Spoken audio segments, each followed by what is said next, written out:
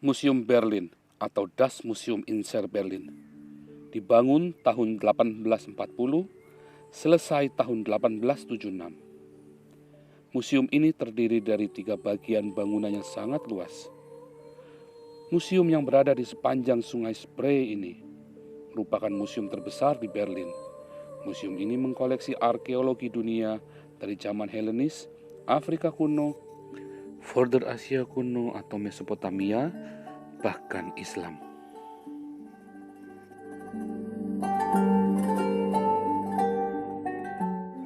Sebagai penulis buku tentang khilafah terakhir, saya berkesempatan mengunjungi museum ini. Selama ini hanya melihat gambar dan catatan sejarah dan arkeologi yang dipublikasikan. Namun hari ini, saya bisa menyentuh dan merasakan kultur dan suasana dari sejarah Mesopotamia kuno yang melatar belakangi buku saya, Khilafah Terakhir.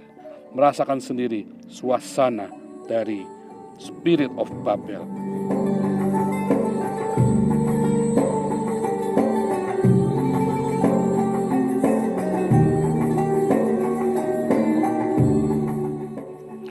Eksplorasi Vorder Asia kuno atau Mesopotamia kuno ini dimulai sejak tahun 1860 dan mulai dipindahkan ke Berlin tahun 1899 sampai 1928. Koleksi arkeologi dari zaman Babilonia kuno, Assyria, dan Uruk. Kota tua gerbang Istar digali dan diangkut ke Berlin dan dikonstruksi ulang dengan bahan aslinya sesuai dengan konstruksi sebelumnya.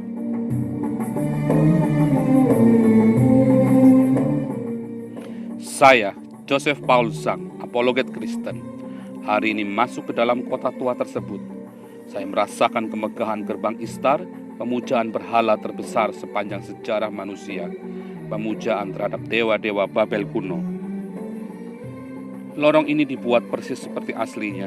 Semua dinding mozaik bergambar ini juga merupakan bahan asli yang diangkut dan eksplorasi di kota Babilonia kuno. Ukuran dan desainnya dibuat sedemikian rupa sehingga kita bisa merasakan suasana gerbang Istar di Babel kuno saat itu.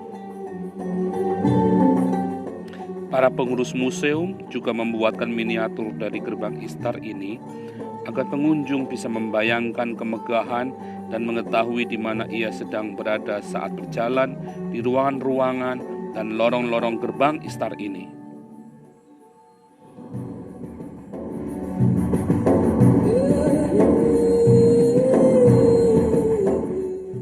Mosaik bergambar makhluk spiritual atau Snake Dragon ini, bapa segala Marduk, diukir di dinding di gerbang Istar ini sebagai penjaga para dewa.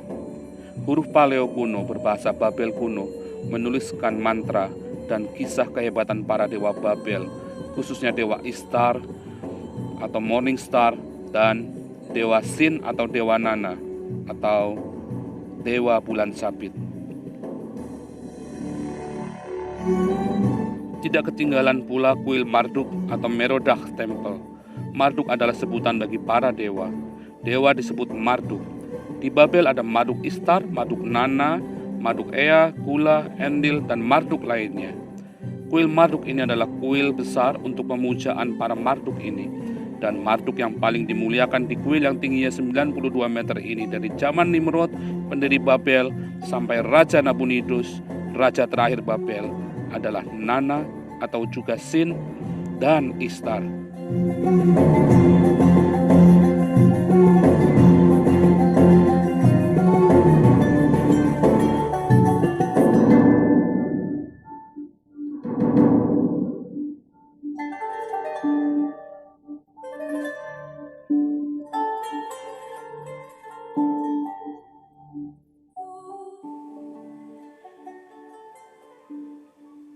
Arkeologi akan menjelaskan siapa dan dari mana kita berasal.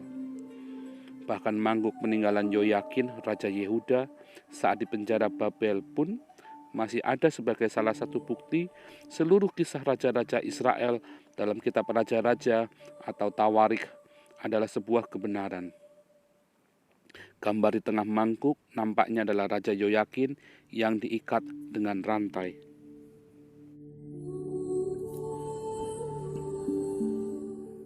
Era kebangkitan teologi liberal menjadi motivasi bagi para arkeolog untuk menyelidiki semua peristiwa yang tertulis di dalam Alkitab.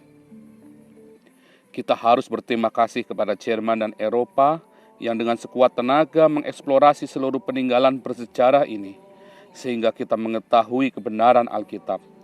Tanpa Jerman dan Eropa, bahkan dunia Arab dan Islam hampir tidak memiliki sejarah di masa lalu yang akurat dan objektif, karena sejarah mereka sudah ditulis ulang sesuai kepentingan penguasa kekhalifahan.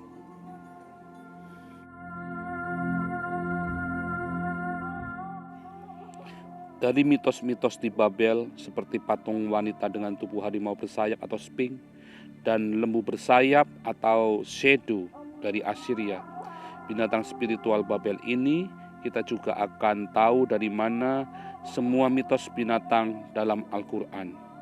Misalnya kuda berkepala wanita yang bisa terbang yang disebut burak. Alih-alih menunggangi lembu pria berjenggot, maka Muhammad tentu lebih memilih bermimpi tentang menunggangi kuda berkepala wanita, karena rasanya pasti lebih nikmat seperti terbang ke langit ketujuh.